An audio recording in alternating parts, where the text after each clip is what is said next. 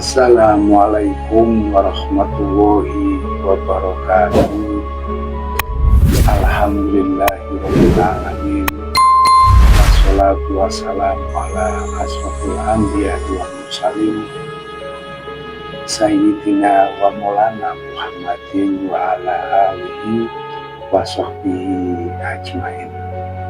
Salam rahayu, salam sejahtera untuk kita semuanya.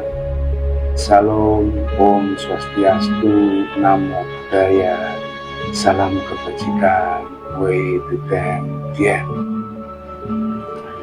Masih bersama saya Mbah Roto dengan mengulas kembali uraian-uraian ilmiah tinggi tentang metodologi metafisika tasawuf eksakta ilmiah.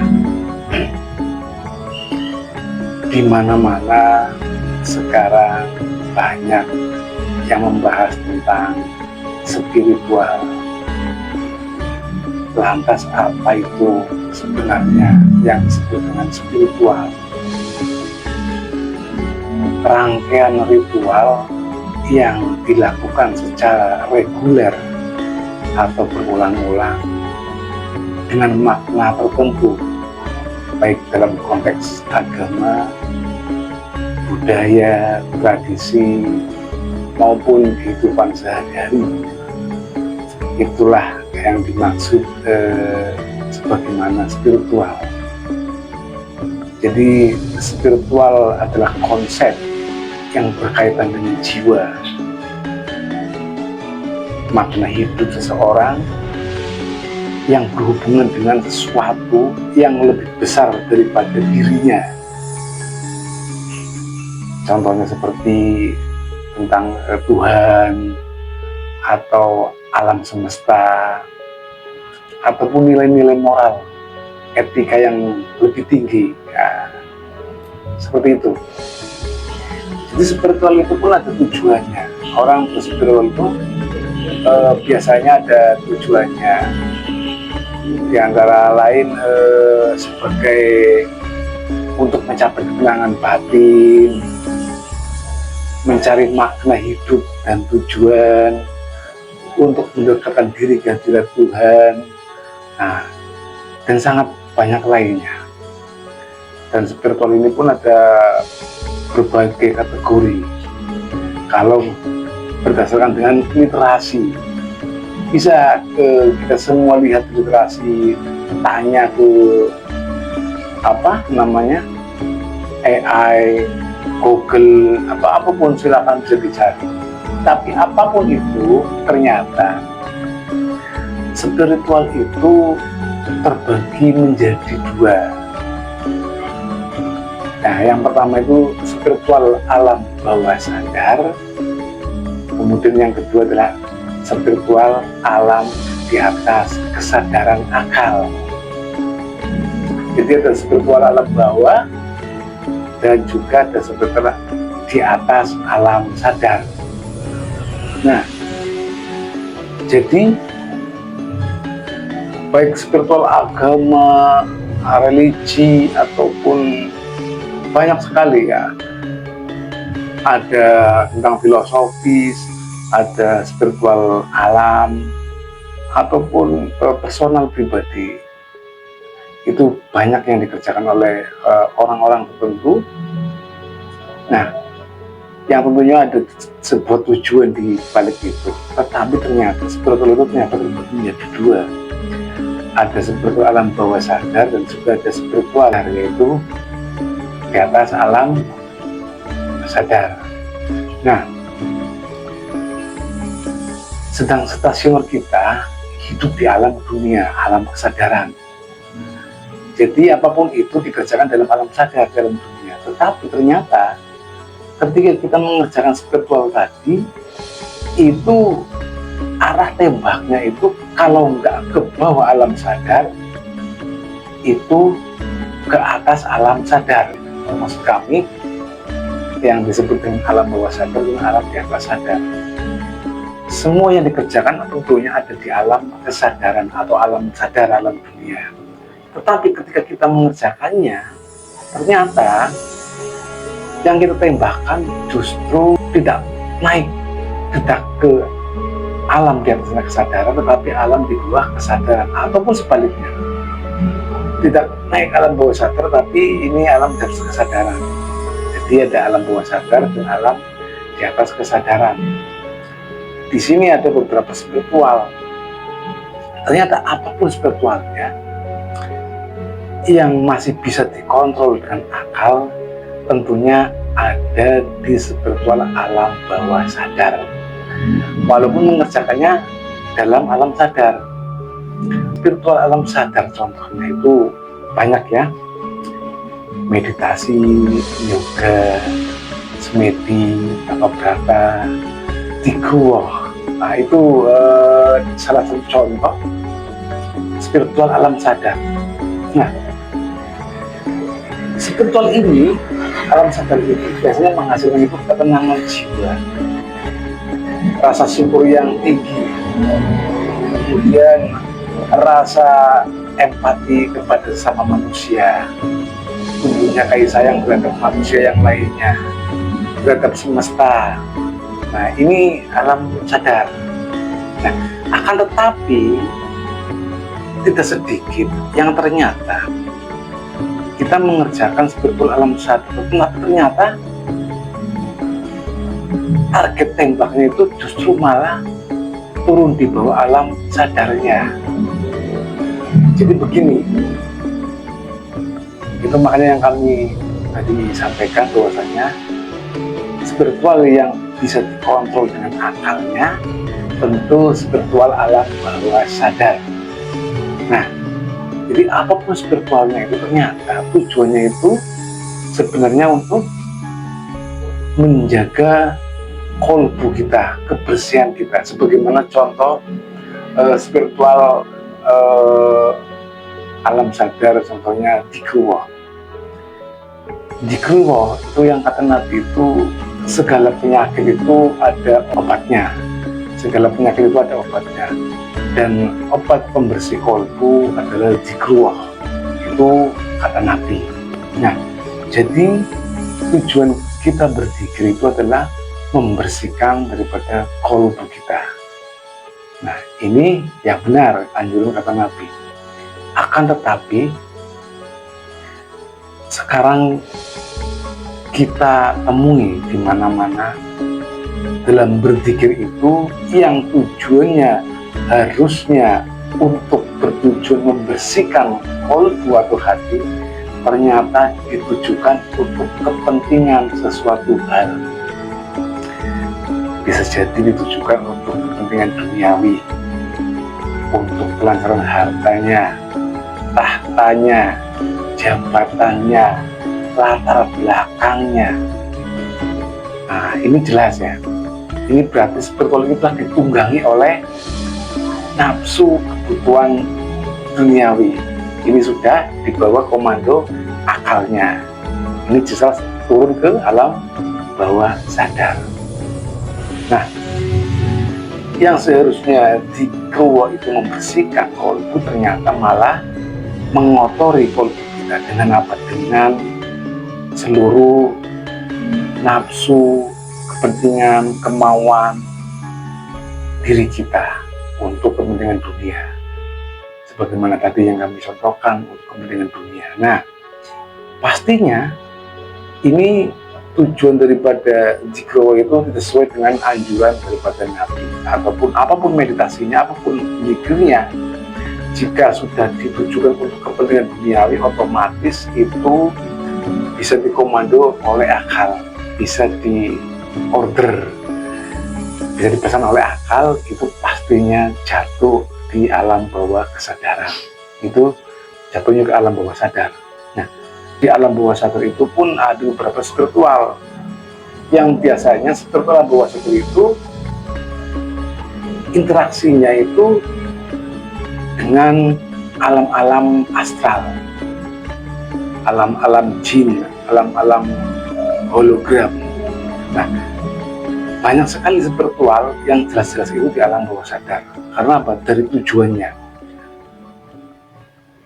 Biasanya di alam bawah sadar ini tujuannya itu untuk kesaktian, kekebalan, pengasihan, pelet, pesugihan, dan lain sebagainya. Nah, ini biasanya dilakukan dengan ritual yang ada di spiritual alam bawah sadar. Jadi kadang spiritual ini pun membawa dengan nama identitas agama.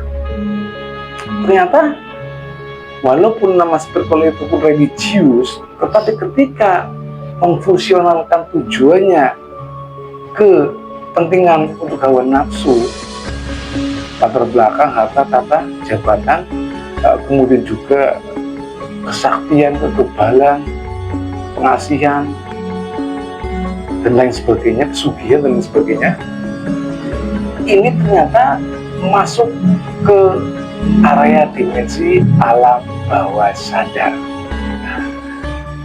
Yang di alam bawah sadar ini tidak ada Tuhan, karena ini ibarat garis vertikal spiritual yang ujung satunya ada pada Allah Ta'ala dan ujung satunya pasti selain Allah Ta'ala. Ini adalah spiritual vertikal. Jika tidak ketemu dengan spiritual yang tujuannya Allah Ta'ala, pasti menjauhi akan Allah Ta'ala.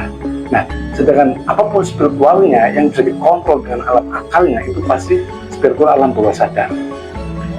Untuk kepentingan duniawi, itu pasti akan turun ke alam bawah sadarnya. Otomatis yang membalas ketika kita sedang melaksanakan spiritual dengan harapan atau dengan doa-doa, pastinya bukan Tuhan, karena bisa dikontrol oleh akal. Nah, resikonya ketika kita melaksanakan, menjalankan spiritual alam dunia dengan tujuan untuk komponen dalam dunia atau alam bawah sadarnya, maka semakin hawa nafsu kita itu tidak terkontrol, tidak terkendalikan. Ketika doa kita, harapan kita, cita-cita kita terkabul, maka nafsu kita pun akan semakin menguat, sehingga semakin tidak terkontrol, semakin rakus, semakin sombong, semakin merasa tinggi, semakin luar biasa. Artinya semakin tidak bisa dikontrol. Yang ini sangat bisa sekali menjauhkan atau menjadikan hijab untuk menuju Tuhannya, bahkan akan turun menjadi sifat binatang karena dipenuhi dengan hawa nafsu tadi yang di alam bawah sadarnya. Jadi apapun spiritualnya, walaupun itu kadang namanya identitasnya ada berbau-bau religius, ketika kita tujukan untuk suatu hal kepentingan duniawi atau apapun kita di sini, itu spiritual alam di bawah kesadaran. Artinya spiritual alam bawah sadar yang di situ tidak ada Tuhan, karena spiritual itu sebenarnya tujuannya untuk membersihkan kolbu, membuat kita tenang, nyaman, damai, tentram, bukan semakin kita menjadi-jadi. Nah, ini spiritual bawah sadar. Kemudian yang kedua adalah spiritual di atas alam bawah sadar. Yang ini adalah spiritual ruhania. Karena spiritual ini tentunya kan kebangkitan ruhani atau dorongan manusia dari dalam diri, dari jiwanya. Nah, ini spiritual alam di atas kesadaran yang biasa kami sebut adalah spiritual alam akhirat. Nah, sedangkan manusia untuk bisa berspiritual menuju Allah Ta'ala, yang ini disebut spiritual agama, religius, itu tentunya mesti melalui rukun dan syarat. Karena kita di alam dunia, untuk bisa melaksanakan spiritual tadi di alam akhirat menuju Allah Ta'ala, tentu mesti melalui beberapa fase. Yang pertama mesti wajib melalui pembersihan jiwa. Artinya dzikir itu adalah dzikir tazkiyatun nafas atau pensucian jiwa, bukan dzikir yang dipenuhi dengan hawa nafsu kepentingan dunia ataupun untuk kepentingan apa saja. Ini benar-benar untuk membersihkan jiwa kita. Kemudian yang kedua, karena tujuan kita dengan Allah Ta'ala yang dia ada di ujung akhirat tertinggi melalui komitin atau ars, maka di dalam kita melewati atau tujuan Allah Ta'ala pasti wajib memakai rukun dan syarat. Yang pertama mesti melewati proses motu beberanta motu, mati sebelum mati. Ini terus suatu proses wajib bagi manusia yang akan menjalankan spiritual di alam atas kesadarannya atau spiritual ruhaniah. Ini wajib melalui proses motu beberanta motu, mati sebelum mati atau mati sebelum urip.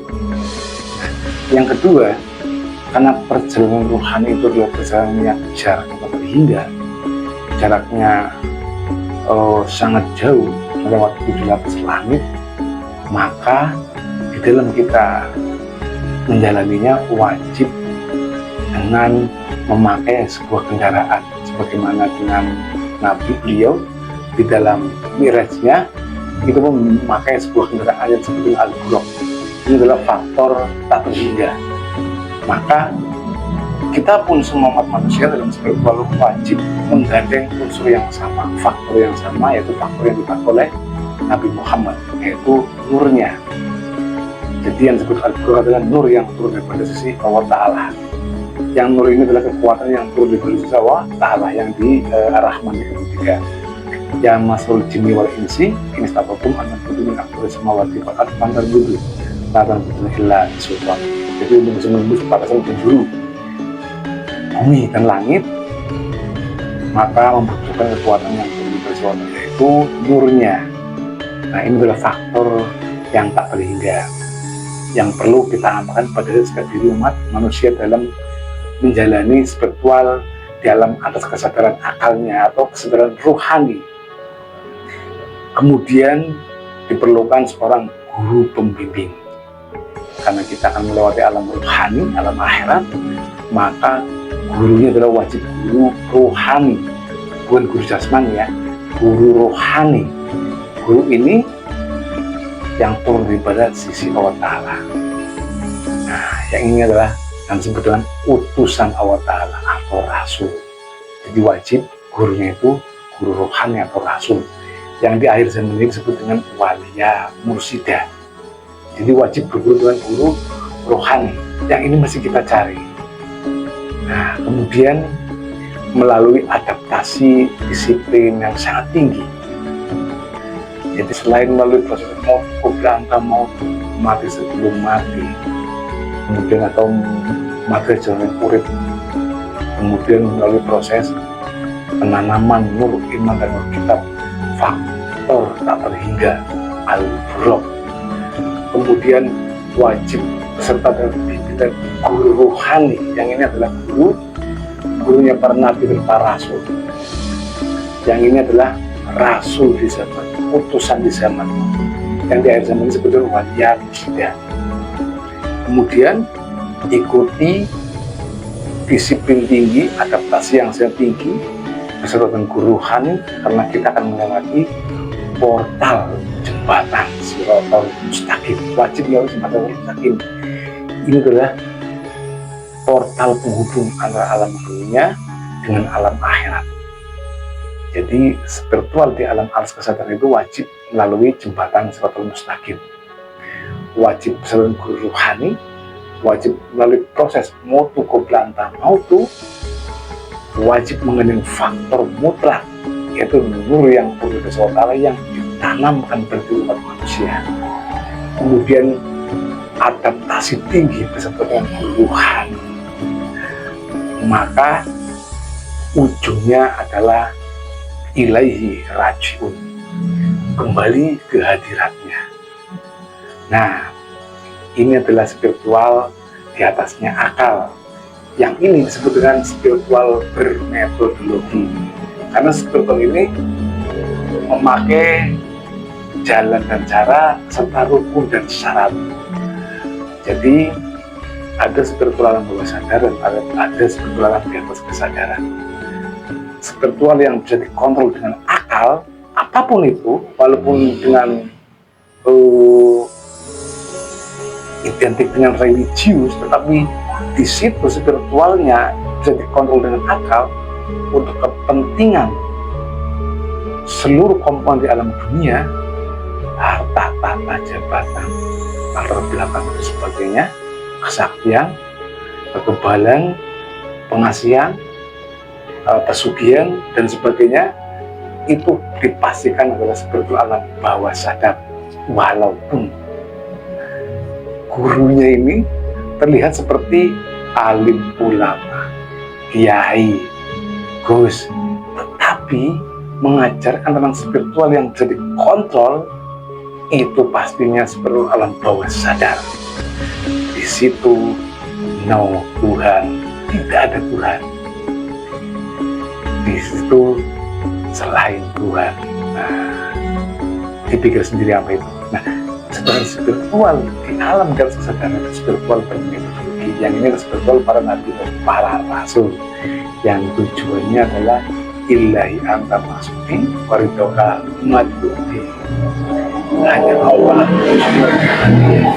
dan ridho yang dicarinya. Dan demikian ya yang kami sebutkan ini. Jadi jangan sampai kita itu tergelincir atau bahkan baru tahu, wah ternyata yang kita kerjakan ini semua gelar ibadah ternyata kita kontrol untuk agar lancar, untuk agar sukses. Baca ini sekian ribu, baca ini sekian ribu, tahan napas, tahan banting dan sebagainya. Untuk ini, untuk itu, dengan spiritual, dengan meditasinya, dengan zikirnya, ternyata malah turun dimensi ke alam bawah sadar, yang itu alam yang lebih rendah daripada manusia, alam binatang. Nah, makanya orang yang berjebak di alam dimensi alam bawah sadar ini, maka nafsunya makin kuat, semakin tidak bisa terkontrol. Sifatnya menjadi sebagaimana sifat binatang, rakus dan sangat amat. Ini sangat berbahaya, yang sangat menghijab dirinya semakin kepada Tuhannya. Jadi di dalam kitab spiritual, carilah guru spiritual yang itu adalah guru rohani yang bisa membimbing kita di dalam menunjukkan jalannya, caranya, adaptasinya, kendaraannya di dalam mengenal akan Allah Ta'ala dan beribadah kehadirat Allah Ta'ala sampai ilaihi rojiun. Mungkin yang kami sampaikan pada hari ini adalah tentang praktik berikutnya tarekat Naqsabandiyah Kholidiyah Nusantara. Salam kebangkitan agama tauhid, salam kerukunan agama, salam antar lintas spiritual, salam tali marifat, ilahi anta maksudi wa ridho. Wassalamualaikum warahmatullahi wabarakatuh.